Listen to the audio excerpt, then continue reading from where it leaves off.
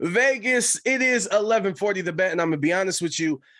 For the next 20 minutes, we can stop talking about the Raiders losing to a progressive insurance agent and talk about some positivity and not these Raiders.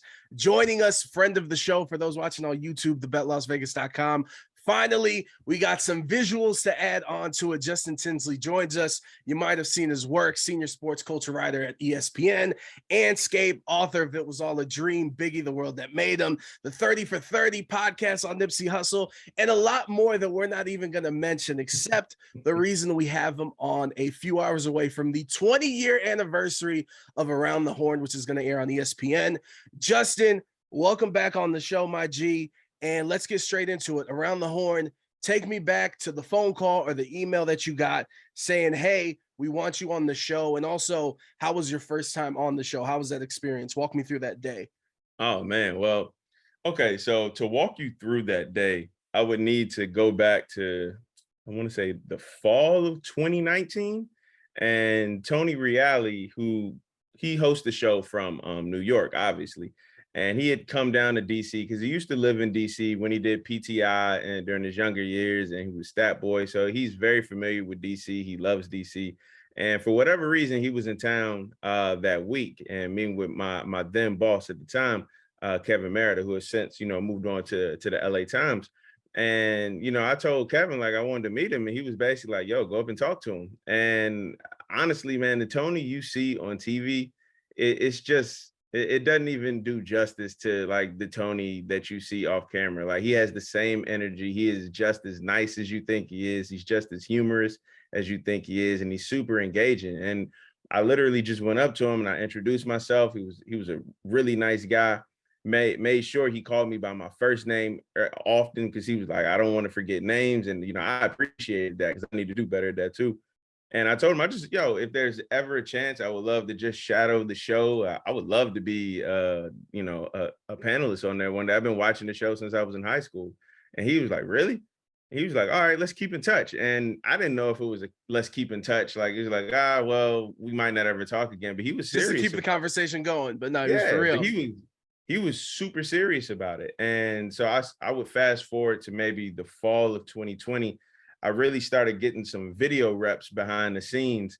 And the whole point of the program I was a part of was basically to try to create like a pipeline for young talent to like new shows. And one of them I wanted to be on, I told him, was Around the Horn. And so I did that for a couple of months, and that honestly changed the course of my career, man, just working behind the scenes, getting my video reps up. So salute to the Here For It team. They know who they are, and I'm eternally grateful for them. And so by January 2021, I get a call, and they was like, yo, we've been watching your progress there. We want to bring you on to Around the Horn. I'm not going to lie to you. When you get that call, it's like, man, get out of here. I said more than get out of here. It was a few choice words in there, but I was like, man, get out of here. And I was like, now we want to bring you on.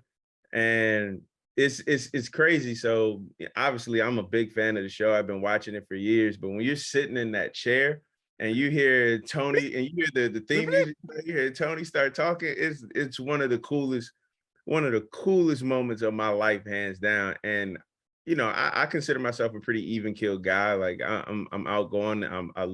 I love talking to people, but you get nervous on that first show. It's like, man, I don't want to mess up. I want to prove that I'm suitable to be. I should be here.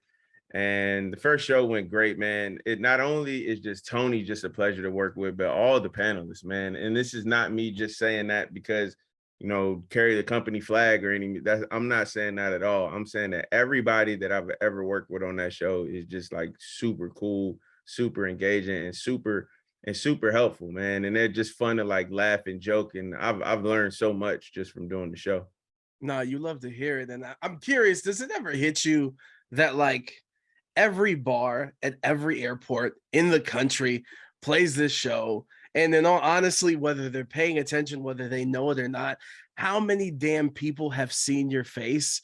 And also, just to jump off on that, like, how many times do you get now in public, now that you're a regular and the mainstay on the show, of like, I know you from somewhere? Where do I know you? Like, how much do you get that? And does that hit your head that like, this is in every airport, this is everywhere, every bar? Yeah, I didn't even think about it like that until it was maybe I was like 4 or 5 months into doing the show. And one of my homeboys from college, one of my line brothers, he hit me up and he was like, dude, like I was at happy hour and your face was on the TV. And he was like, have you ever thought about that? He was like, just imagine how many bars there are in America. Just imagine how many airports there are in America. And like, yo, at 5 o'clock, your face is on all of those TVs. I'm like, dude, that is nuts. And even to this day, like having this conversation with you right now, it's still surreal to me. It is still because you just never know where your face is. And people may agree with what I say about a certain topic, people may disagree, but is that's a powerful feeling to have, and one that I refuse to take that for granted. So when people do come up to me and like, man, you look real familiar, it's like, oh, you're the dude from Around the Horn. And it was like, yeah, I love what you said about this, or I ain't agree with you when you said that. But for the most part, man, not even for the most part, I would say damn near 100%, especially the interactions in real life. Obviously online, that you take that as it goes.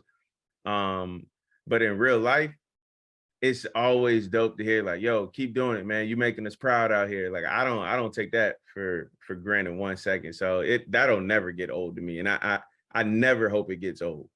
And you bring up just like the power of that platform, and Hmm. how many people are watching or have access to Around the Horn. I'm Yeah. curious because obviously when you win the show, you get a moment at the podium of Yeah. sorts, and you get to talk and say basically whatever you want. And I Yeah. applaud you, and I'm thankful that you don't really shy away from saying whatever you want to say about a lot of topics. I'm curious, has anyone ever told you to like, hey, tone it down or don't mention this, that, and the third?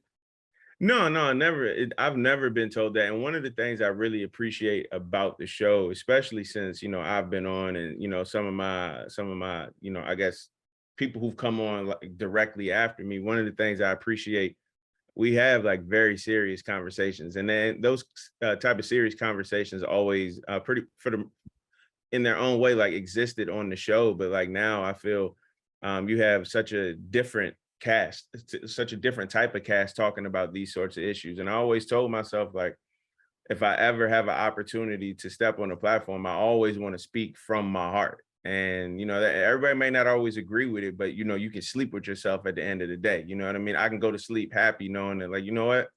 People may not agree with this, but I stood on my principle. I stood like 10 toes down on whatever it is that I feel. And you can't be afraid to say what you feel. I've never been told to say this. I've been helped, craft some of my answer. It was like, yo, you only got maybe like a minute to say this. So you can't say everything that you may want to say. Yeah. You have to hit the topics that you feel are most important to you. And so I've never been told what I can or can't say, and I really appreciate that because I feel like it is doing some semblance of good in the world. At least I hope so. Yeah, and you brought up Tony Reale, and I'm glad because my question is like he seems like a dope person. You confirmed it, Yep.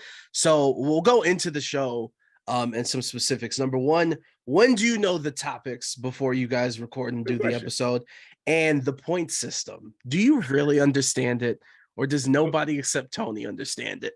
I don't even think Tony understands it. And I think Tony operates from the standpoint of if I understood the point system, then that's when like natural bias comes in. If somebody tells you they understand the point system, they're lying. Nobody knows it because you can be up there speaking on a topic, you thinking in your head, like, oh, I am killing this. And then you get like 3 points for it. It's like, come on, Tony, like that was at least an 8, 9, 10 point answer, You baby. Dwayne Wade at the dunk contest. Yeah, What's like, going come on, on, bro? like, come on, Tony. But it. So no one understands the point system. Now, in terms of the topics, yeah. So and I'm pretty sure the the documentary will show it. Like, yeah, we definitely have a pre-show meeting.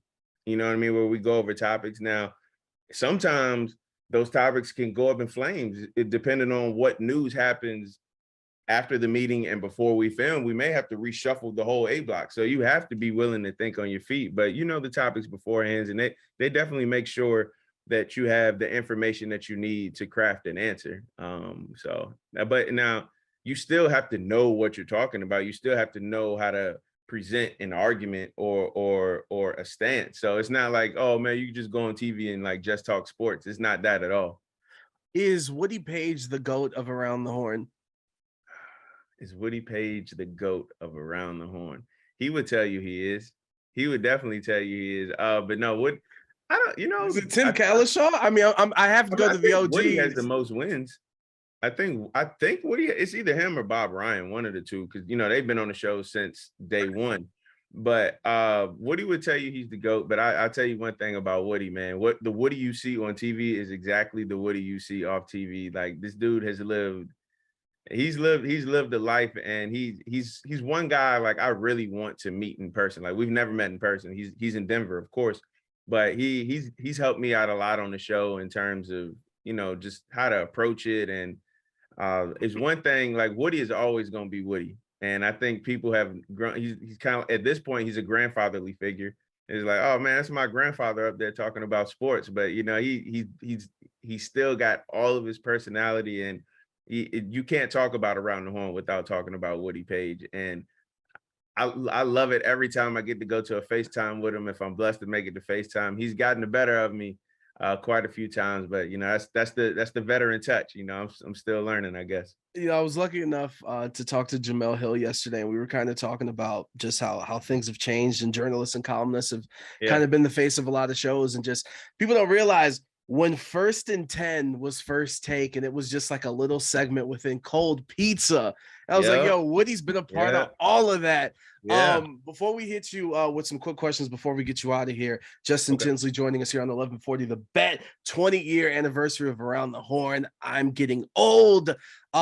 We kind of touched on it. I know, right? We kind of touched on it, but just flat out, what does the show mean to you personally?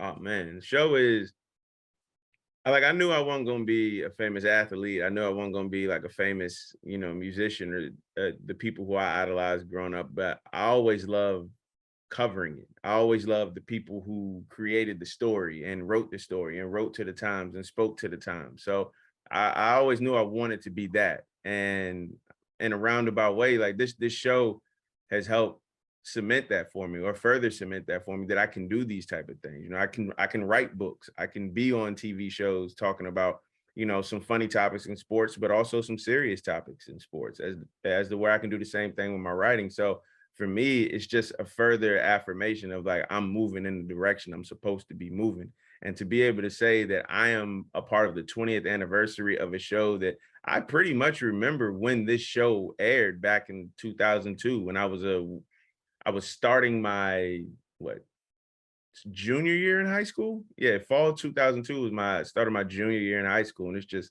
to know that, and to know that half a lifetime later, I'm a part of the show. You can't put that into words, but I'm so blessed and I'm so grateful. And, hopefully I can catch up to Woody Page's 630 wins. I'm about 6'15", 6'16" behind him. You know what I mean? There it is. We're gonna call this the 3-minute warning. Let's run through these questions. Number one, album of the year, any genre. You know what? I told myself I was not gonna be prisoner of the moment, man, but I cannot stop playing SZA's new album, SOS, bro. I think that's Nah, JID's album is fire. Oh, are we talking about album of the year? Album of the year, any genre. Okay, well, I put SZA in that category. I definitely Jid was in there for me. Pusha was in there. Gibbs. I can't see, the thing is, hard for me to call it album of the year because I've listened to those albums and take away something different. But if I have to pick one, if I can't pick SZA since that just came out last week, probably Jid. Jid is up there for me. Jid and Pusha. Yeah, Jid and Pusha. Jid, I can't stop listening to. Oh, that's it. The forever stuff. Crack Sandwich is probably Crack Sandwich is the rap song of the year for me. I like it. I love that song. I like it. Obviously, I'm assuming you're working on the new book. I don't know if you're still thinking about what to write about, but let me present to you an idea. Yeah. Cover the blog era. There's so much from that era, like literally. Yeah. Whether it's Wiz and Currency finessing MySpace, or Drake and Cuddy kind of being one of the first, or Odd Future doing their thing in the West Coast, or like Big Crit and Dom and like Dom Kennedy, like all these different facets. It's wild, bro. I'm not here without the blog era. So that would be a fun process. I need to really look into that. And I think that would be lit. If you take Yeah. take the idea, I don't need no residuals. Just send me a book, sign it, No, please. we coming to you first with the first interview. Since you came up with it, you get first dibs on the interview for damn sure. I appreciate that. And before we get you out of here, one thing you are thankful for as we close out 2022. Oh man, the impending birth of my son, bro. I can't even think of a better. There is no better answer than that. I'm thankful for the impending birth of my son, and I'm just thankful for my wife, just who's held it down throughout this entire process. And she's such a soldier. She's a G, and I'm just trying to do anything I can to make life a little bit easier for her. So I'm definitely grateful for them too. No, 100%. That's the key. We talked about it off air. Yeah, Listen, Justin, I want to say thank you for joining us throughout the year, whether it's to talk about your Biggie book, the Nipsey. yeah, We appreciate it. Glad you're a friend of the show. Congratulations on being a part of the 20-year anniversary of Around the Horn. Merry Christmas. The yes, little one is sir. almost here. We hope he comes through safely and soundly for everyone. Justin, thank you so much for joining us. Yo, thank you for having me on, bro. Let's do it even bigger in 23.